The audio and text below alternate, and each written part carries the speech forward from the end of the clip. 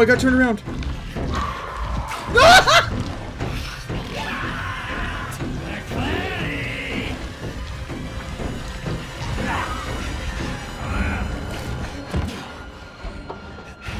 Oh. Get me out of here. To me, there's honestly nothing scarier than the ocean. I would honestly rather 1v1 a bear than float in the middle of the ocean for 60 seconds. I can't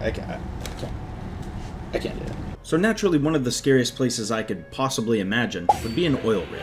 Well, in this new single-player cosmic horror nightmare called Still Wakes the Deep, you play as an Aleki engineer on, you guessed it, an oil rig. Between that and all the sequences where they dangle you over scary heights, they pretty much touch on all my greatest fears. Almost. But when they're not scaring you, they're showcasing some of the most impressive visuals I've seen in a video game, which sometimes actually ends up scaring you too. All that paired with the insanely tense and unforgettable moments this game throws at you created a great experience that I can't help but recommend. Plus, it's about half the price of a AAA game you'd get nowadays, so that helps. But let's get into it. P.S. I will try to keep it as spoiler-free as possible, in case you want to experience it yourself. Starting off with my greatest praise for this game, the visuals were nuts. From the crew, to the monsters, to the literal doors and windows. Much of this game was nearly photorealistic and it blew me away. Even several hours into the game, I can't say how many times I stopped just to stare at a door or a wall or something because it looked so realistic. They did a great job with the water too, which is not easy to do, and made me extremely uncomfortable. No. I also have to say that the design choices for the monsters was top tier. They reminded me a lot of John Carpenter's The Thing, which I'd say is one of the best sci-fi horror movies of all time.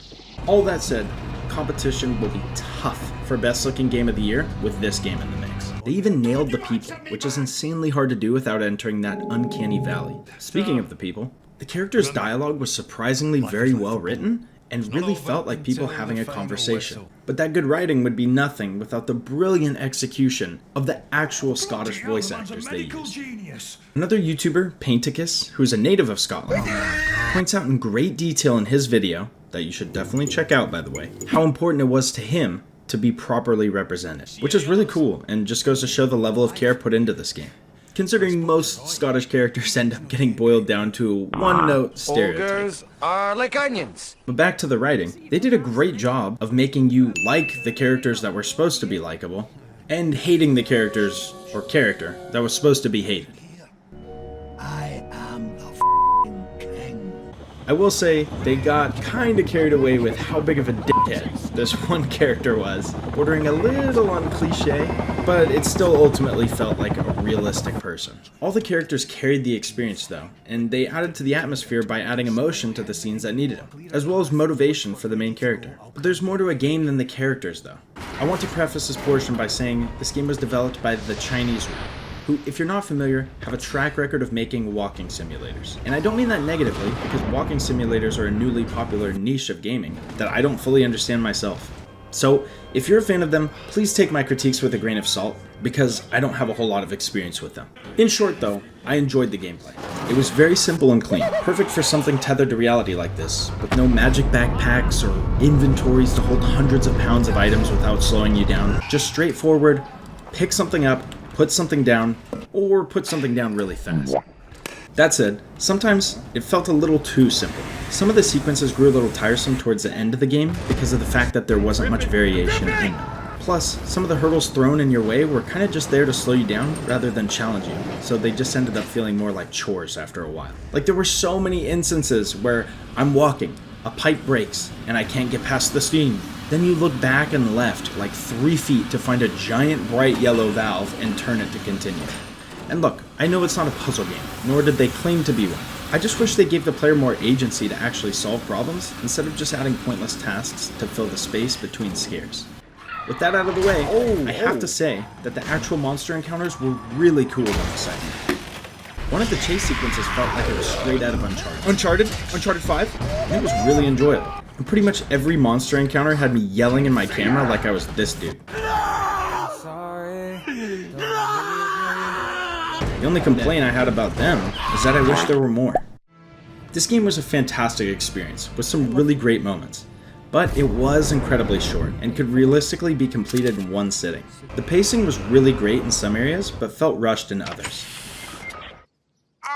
Like I said earlier, the dialogue writing was great, but some of the major moments in the story felt underdeveloped and forced to either induce sadness or create tension that didn't feel earned.